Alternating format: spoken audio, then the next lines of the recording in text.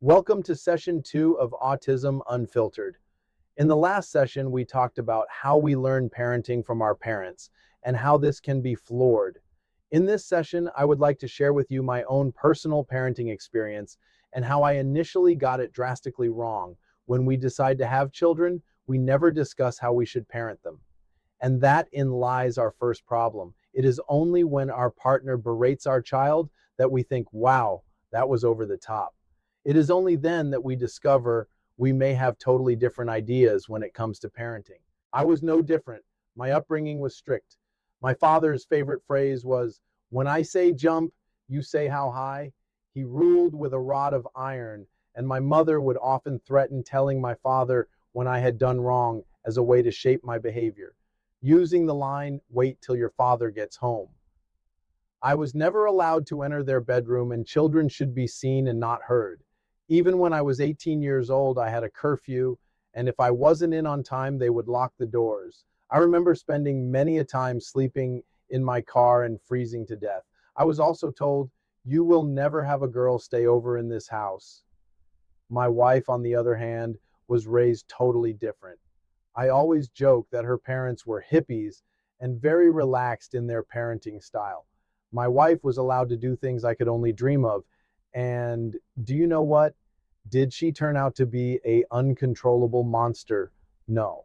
She turned out to be a better human being than I could ever hope to be. So when we got together, my wife already had 2 children from a previous marriage. My mother at the time told me in no uncertain terms that you do not marry someone with kids. Hindsight is a wonderful thing. And what I hadn't realized was that although I can now look back at how I was raised and now condemn it, at this moment I hadn't realized that this strict way to parenting was embedded into my psyche and would influence how I parent. If I had to compare the kids to cars, which will make more sense later, I would say that James was a modern day VW camper van. He was easygoing, loved computers and video games, at most a well-behaved kid. Parenting James was a piece of cake, and on the odd occasion he had to be chastised. Well, my inner Dave, otherwise known as my father, would make an appearance. I would repeat exactly what my father did to me, and it never occurred to me what I was doing was wrong. I would shout at James, and he would burst into tears, and I would think to myself, job done. I didn't realize how flawed the Dave system of parenting was until I met my match with child number 2. If Mia was a car, she would have been a Ferrari. She was a hothead, impulsive, quite possibly ADHD was in the mix. I would shout at Mia, and she would give me a look that said, what are you going to do about it? She was punished left, right, and center. In high school, she never went to prom. The punishments got more and more severe, and so did her behavior. I applied the Dave school of parenting. I would break her to my will. Just keep increasing the punishment, and she will conform. When she ate her food, she would have the knife and fork in the wrong hand, and I would say, Mia, I don't make the rules. This is how we have to eat. She would just give me a look and then switch the utensils back to how she originally had them. She never did conform. In hindsight, she probably just needed a hug and told she was loved. To my horror, which I didn't realize until much later, years later, after I had changed how I parent, my wife told me that in the early years, I was just like my father, and she would not have stayed married to me if I hadn't have changed.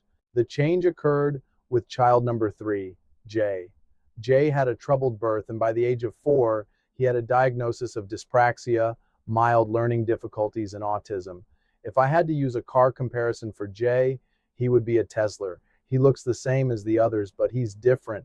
Because of his dyspraxia, watching Jay eat was often painful because he lacked the coordination to use a knife and fork.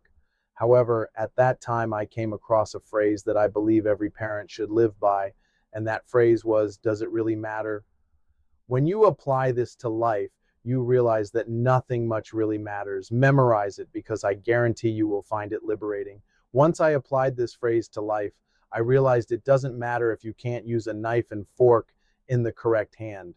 If they are eating, they are eating. It doesn't matter if a child won't sit at the table at meal times. As long as they are eating, who cares? Your child refuses to do homework, so what? In the world of autism, you have to pick your battles. Stop making life harder than it has to be. This change in thought process is not going to come overnight because, let's be honest, our parents taught us well. It may take months, even years, to untangle the mess their parenting skills did to us, but persevere, I promise it will be worth it. Relatives will often tell you that you're wrong and that you are pandering to the child, but I guarantee that you are not. It reminds me of the story, The Emperor's New Clothes. In this story, you are the child stating, the king is in thee altogether, and it's hard when all around you are saying you are wrong. And that might even be some professionals, but trust me, connect with some of the wonderful parent groups available. Listen to the autistic community. The phrase, does it really matter, will change your life. Thank you for watching.